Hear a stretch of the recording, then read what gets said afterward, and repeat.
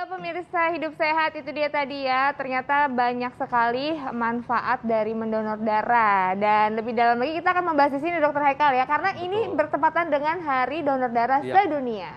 Betul, dan tentunya selain menyelamatkan banyak nyawa, ternyata dengan mendonorkan darah itu bisa bermanfaat untuk kesehatan pendonornya. Tapi apa saja manfaatnya? Di tengah kita sudah ada Dr. Aditya, Magister Biomed. Beliau dari PB Transfusi Darah Indonesia. Pagi dok, apa kabar?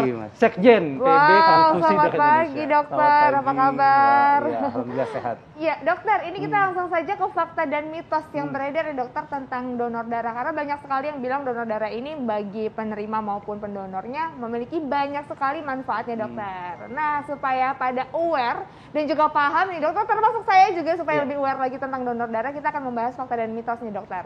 Yang pertama adalah ini katanya donor darah bisa mengurangi resiko terjadinya penyumbatan pembuluh darah. Ini fakta atau mitos dokter?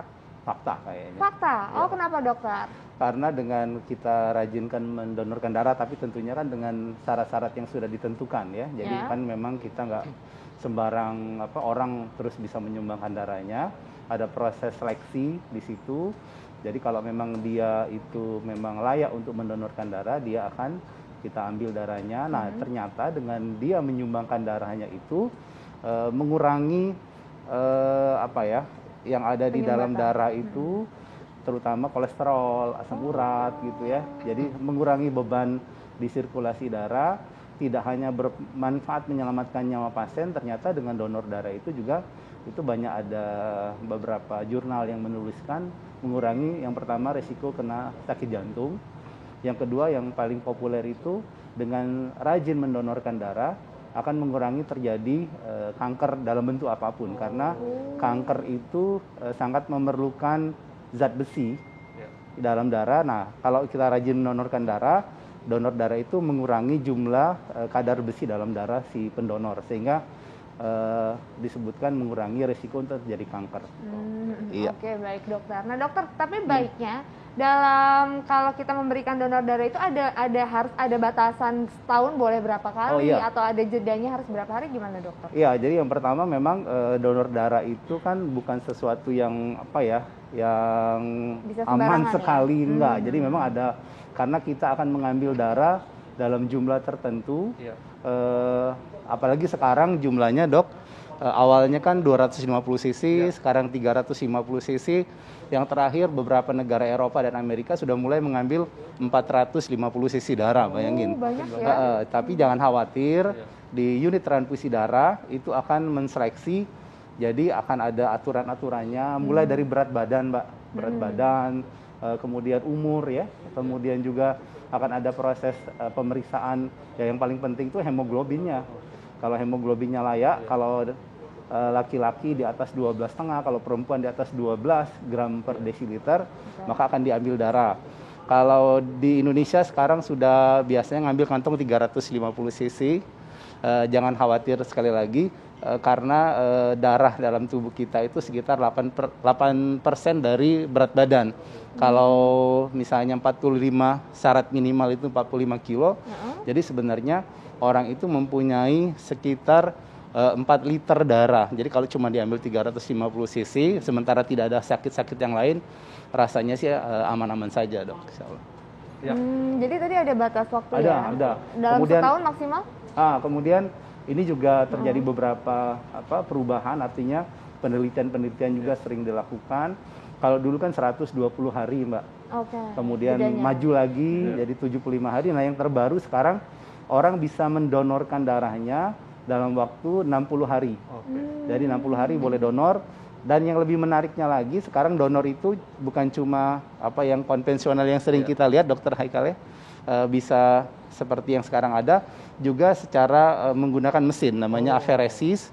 Misalnya kita ngambil trombosit, nah itu sirkulasinya lebih cepat, dalam 14 hari bisa donor lagi. Jadi sangat sangat maju dan sangat membantu pasien yang memerlukan. Dok, ini mungkin sebagian masyarakat agak takut dok ya untuk mendonorkan darahnya. Katanya pendonor darah itu bisa saja setelahnya akan mengalami kekurangan darah dok. Ini fakta atau mitos dok? Fakta. Fakta, Jadi bisa fakta. Jadi dan memang makanya proses di unit transfusi darah itu harus sangat-sangat selektif ya. Jadi pengambilan darah, makanya kita kan sering apa ya, kadang-kadang kurang dikit aja gitu ya. Misalnya kan kalau di kantor saya dulu 12,5. Jadi kalau 12,4 gimana tuh kata donornya? Ya nggak bisa. Karena kita benar-benar kan kadang-kadang kan di saat apalagi saat pandemi kemarin dok, darah nggak ada, kosong gitu. Jadi kadang-kadang keluarga agak memaksa gitu ya, minta nggak bisa. Jadi kita sangat selektif daripada nanti kita membahayakan, Kondisi, apalagi ya. tadi ya orang-orang yang justru memang sebenarnya tidak layak untuk mendonorkan darah. Jadi memang ini yang harus hati-hati sekali, standar sekali, dan harus memang dilakukan evaluasi di unit transfusi darah. Alat yang digunakan juga memang harus benar-benar menseleksi memang orang itu layak untuk mendonorkan darahnya. Gitu. Nah dokter, tapi kalau misalnya orang habis mendonor darah itu ada kayak apa ya, syarat khusus kayak misalnya harus makan protein kah, atau dikasih minum susu atau apa gitu, ada ya dok ya?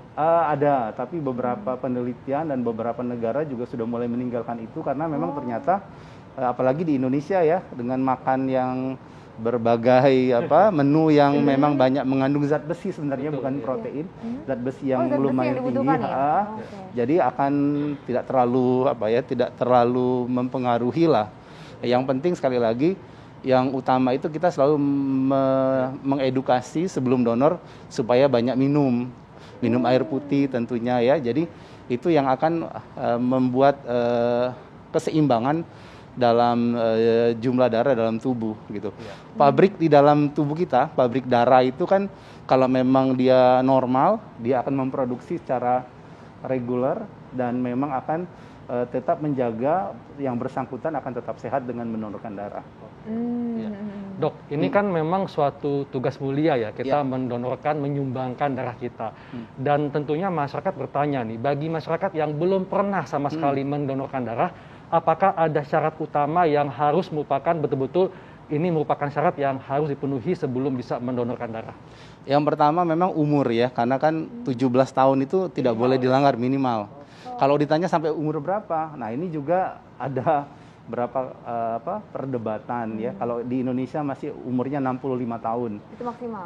Maksimal, tapi kalau di luar negeri sudah mulai di atas 70 juga kalau memang oke, syarat-syaratnya terpenuhi, bisa donor. Kemudian berat badan tadi, pemeriksaan HB, dan yang utama menurut saya dok, itu adalah kerelaan ya. Kalau dengan senang hati, dengan gembira, nggak terpaksa gitu kan. Yang kebanyakan juga orang kadang-kadang donor itu karena terpaksa, nggak ada lagi yang mau donor, sehingga kadang-kadang mau nggak mau ya. Iya, itu yang agak-agak memaksakan diri. Nah itu yang harusnya mungkin pelayanan transfusi darah itu tidak seperti itu. Jadi pelayanan transfusi darah itu harusnya ready. Jadi isu utama dalam pelayanan transfusi darah itu yang pertama adalah ketersediaan. Jadi kapanpun, jam berapapun pasien memerlukan darah, itu stok di unit transfusi darah harusnya ada. Yang kedua isunya keamanan. Jadi karena tadi sudah disebutkan penularan lewat transfusi darah itu kan sangat langsung itu Mbak. Jadi kalau misalnya saya penderita HIV, kemudian saya donor, darah yang saya ada itu langsung menular ke pasien yang menerima. Ini berarti sangat ketat ya dokter seleksinya. Nah dokter, tapi ini kan kita berbicara mengenai darah ya. Ini ada yang namanya katanya darah bersih, ada juga darah kotor. Ini menarik sekali dan penasaran, kita ingin membahas apa itu bedanya darah bersih dan darah kotor. Ada nggak sih sebenarnya di istilah medis? Tapi sesaat lagi pemirsa, jangan kemana-mana, tetap di Hidup Sehat.